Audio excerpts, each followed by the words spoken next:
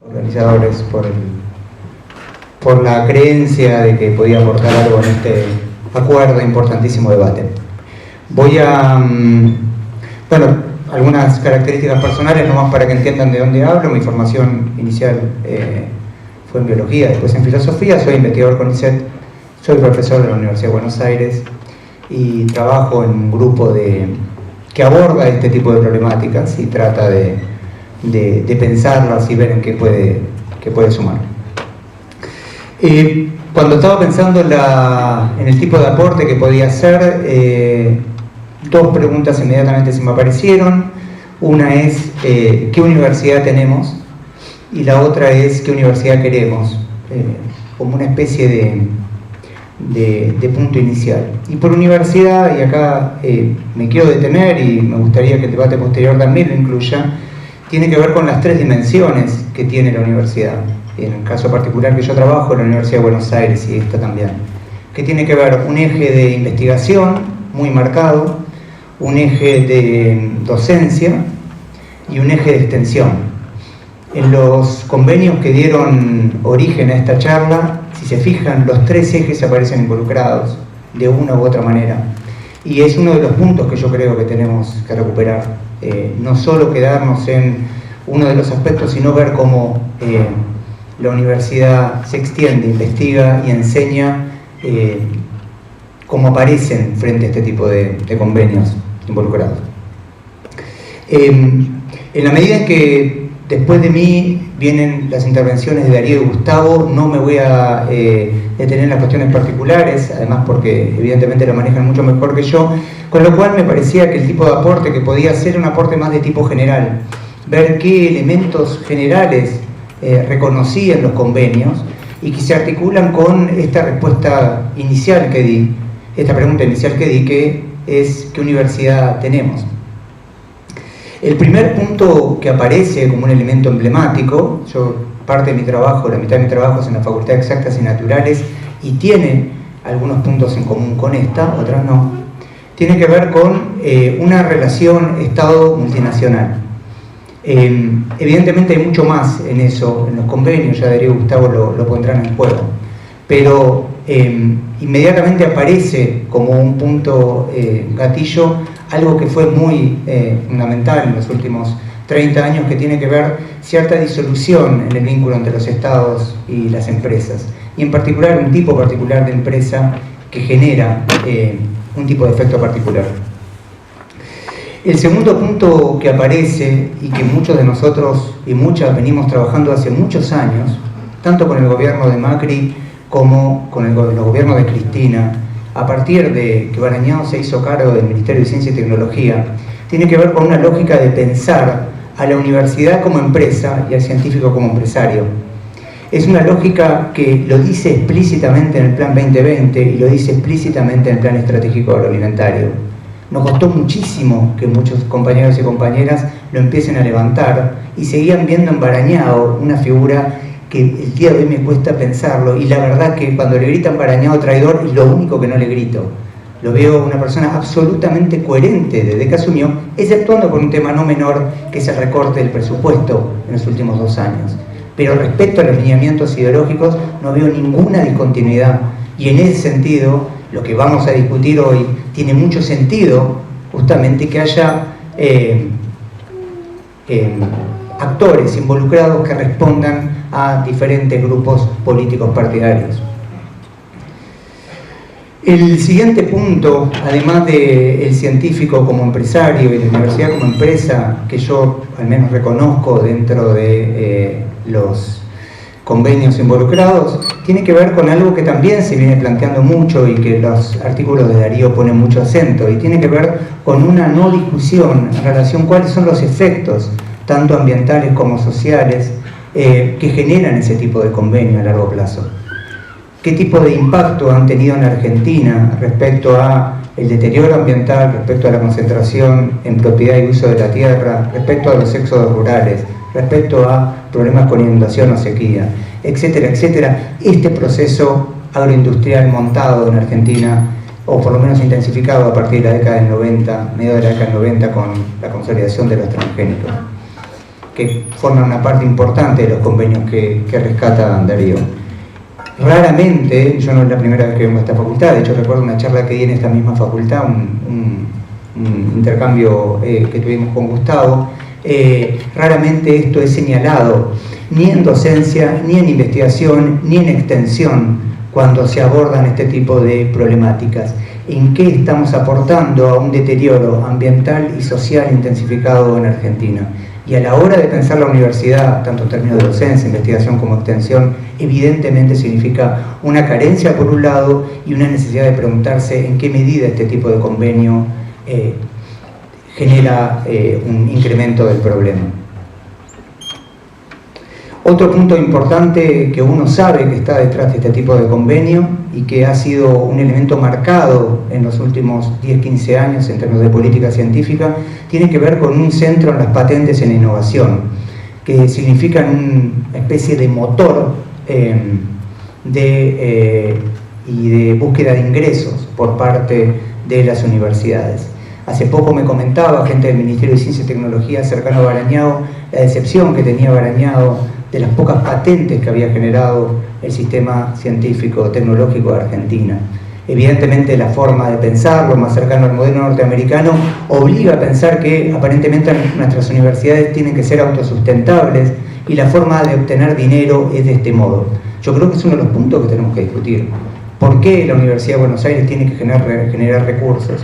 Antes de preguntarnos si esta es una forma viable, y lo digo en serio, ¿por qué tiene que ser un kiosco? No me queda muy claro y es una de las discusiones que también tengo en la facultad donde trabajo. Los últimos dos puntos tienen que ver con, en el cual me quiero centrar antes de ir a cierta contextualización más general, tratando de poner esto en un contexto un poquito más general. Tiene que ver con que raramente nuestras facultades discuten los aspectos epistémicos y éticos. Respecto a las cuestiones vinculadas con el saber, las investigaciones que hemos hecho en el grupo de investigación muestran que en general las aproximaciones tecnológicas que ocupan una gran parte de los convenios, tales como señala Darío, involucran simplificaciones en las teorías, involucran omisión de interacciones e involucran falta de complejidades. Esto a uno le puede parecer, me imagino a algunos de ustedes que decir, pero esto no tiene mayor relevancia, lo que estamos discutiendo es si Monsanto sí o no. El tema es que, por ejemplo, no considerar que un genoma interactúa o no con el ambiente, no considerar un efecto o una modificación epigenética, o no considerar una posible transferencia horizontal con un virus o con lo que sea, involucra ocultar potenciales riesgos. Lo sabemos todos.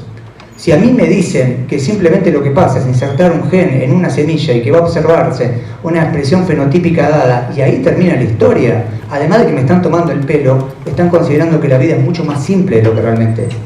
Y esa omisión y esa simplificación tiene como concatenante efectos potenciales, tanto en ambientales como en términos de salud humana, que están siendo ocultados. ¿Se entiende lo que estoy planteando? Y esto es uno de los temas que también tenemos que discutir. Se trata de discutir qué ciencia tenemos, qué ciencia queremos, y también una discusión que parece mucho más filosófica, que es qué tipo de relación tiene la ciencia con la tecnología. He visto desacoples que me sorprenden, que es alumnos que aprenden lo que es una modificación o una variación epigenética o una interacción genotipo-ambiente y después cuando van al mundo y tienen que trabajar por una determinada empresa se la olvidan inmediatamente. Y dibujan unos hermosos cuadritos en los pizarrones o en los folletos de que simplemente se trata de una variación en el genoma, una variación fenotípica y listo. Bien, ¿cómo se relaciona todos los elementos que marqué y que reconozco con lo que está pasando en el país de manera más general? Igual me imagino que ahí el aporte de Luis será clave y también trabajos que viene haciendo Darío. Y lo que uno ve a lo largo y ancho del país es una lógica bastante común a esto. Cuando digo común no digo totalmente equivalente, pero una lógica común. ¿A qué me refiero? Me refiero a modelos extractivistas absolutamente extendidos a lo largo y ancho del territorio, que involucran extractivismo minero, extractivismo de hidrocarburo, extractivismo pesquero, también extractivismo vinculado con el agro, ¿sí? Y donde las instituciones, tanto públicas como privadas, ¿sí?, terciarias, están en general íntimamente vinculadas en territorio con el aporte de profesionales a estos extractivismos. ¿Se entiende? Entonces, por un lado nos llama la atención lo que está pasando en la Facultad de Agronomía, repito, en la Facultad de Exactas pasan algunas cosas parecidas, pero por el otro lado resulta imperioso preguntarse cómo salimos de una especie de boomerang y de justificación simplemente por temas económicos. De algunos de los proyectos extractivistas que trabajamos me quiero detener en tres para que vean semejanzas bastante elocuentes. Uno que nos hemos involucrado y nos hemos ganado un par de personas que no nos quieran, tuvo que ver con el caso de Lianigla recientemente y lo que estaba pasando en la población de Hachal.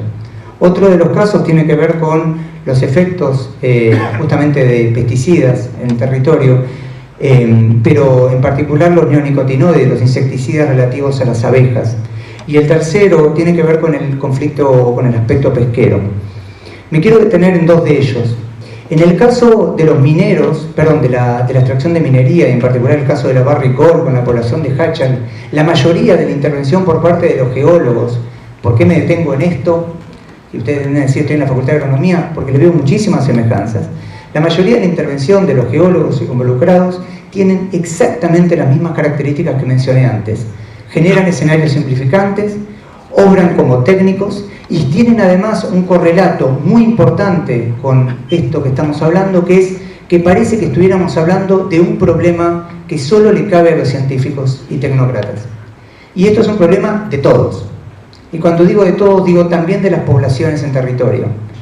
Todos los convenios asumen de alguna manera que solo el científico es el que puede hablar frente a estos temas. Y esto es una de las cosas que tenemos que revisar. Alguien dirá, bueno, esto excede a los convenios. Sí y no, en tanto los convenios radican y generan escenarios con potenciales efectos a todas las comunidades. En el caso de pesticidas y abejas, realmente, a mí es uno de los casos que me interesan más en términos de saber. Impresiona cómo los marcos teóricos que se usan por aquellos que justifican que los neonicotinoides producidos por Bayer, por ejemplo, no son los causales de la disminución de cantidad de las abejas, se basan en una no consideración de interacciones en pesticidas en campo. Estamos generando marcos teóricos simplificantes. Todos sabemos que la cantidad de pesticidas en la naturaleza son tremendos en la actualidad. Y sin embargo, los estudios vinculados con impacto ambiental y compañía no los consideran. Entonces, cuando me hablan de ciencia, demostrando determinadas cosas, pido por favor que discutamos los límites de las cosas que estamos haciendo. La última parte de mi intervención radica en qué pasa en el escenario global. Todas las características que mencioné ajustan muy bien con lo que ha pasado de la década del 80 hasta acá. ¿En qué me refiero? Con la consolidación del neoliberalismo, ¿sí? En algunos autores se ubican en la década del 40, pero todos los autores se acuerdan que es en la década del 80, a partir de Margaret Thatcher y Ronald Reagan, donde el neoliberalismo encuentra su consolidación. Les digo algunos de los elementos fundamentales del neoliberalismo para que vean que tiene una línea de continuidad total con todos los elementos anteriores que mencioné. Hay un centro básicamente en el capital y en la competencia. La justificación principal de los convenios es básicamente monetaria, eso lo sabemos. La UBA parece que tendría que encontrar una justificación de esta magra economía que tenemos y entonces una forma de buscar recursos por nuestro lado. Se fomenta en general una privatización. Eso, las patentes y el concepto de innovación han sido claves. Hay una privatización creciente y en ese sentido una disolución entre los aspectos públicos y privados. El Estado, este es un punto para mí importante y he tenido discusiones con varios colegas, el Estado en el proceso neoliberal no está ausente, es mentira, Macri necesita el Estado. Lo que pasa es que necesita un Estado en clave absolutamente empresarial. Y en ese sentido, más empresarial que nunca, son por ejemplo las patentes que surgieron entre CONICET y diferentes empresas privadas, o entre el Ministerio y empresas privadas, o entre el INTA y BAF, por ejemplo, con respecto al arroz en Concepción del Uruguay, que generan una lógica de un Estado básicamente de corte empresarial.